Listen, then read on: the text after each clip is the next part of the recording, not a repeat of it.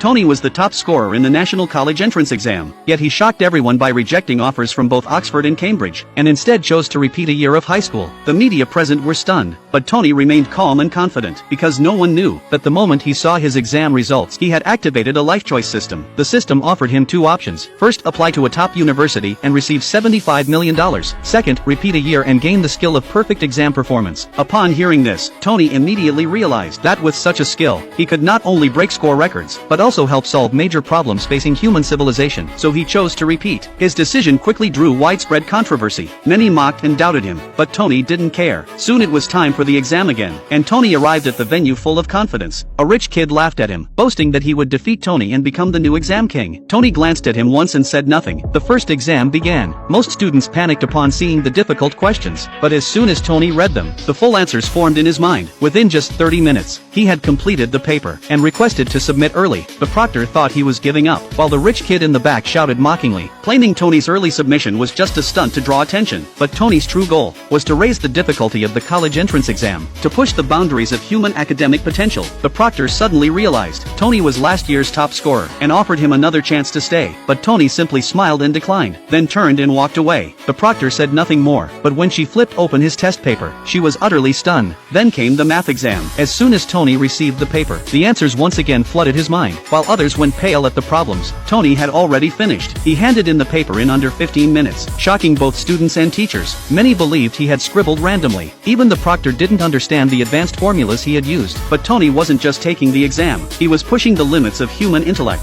On the third day, he finished both the English and science exams in record time, again submitting early. When the teachers graded his papers, they were amazed by the elegance of his essays, yet they still didn't know that Tony had used 4 different methods to solve a single math problem. Some teachers thought he was just showing off, until the English teacher read his essay and proclaimed, "He writes poetry better than Shakespeare." Everyone was left speechless. Soon it was results day. Tony's homeroom teacher harshly criticized him, saying his early submissions disrupted exam order and dragged down the class average. He demanded that Tony go on stage and apologize, but little did they know, Tony's perfect scores had drawn the attention of top education officials. One of them had even booked a private jet to come recruit him, and elite universities from around the world were already racing to offer him admission. Even the president of Tsinghua University had arrived at the school to meet him. Meanwhile, Tony was still being pressured to bow to his classmates. He calmly asked, "If I dragged your average down, shouldn't you all apologize to me instead?"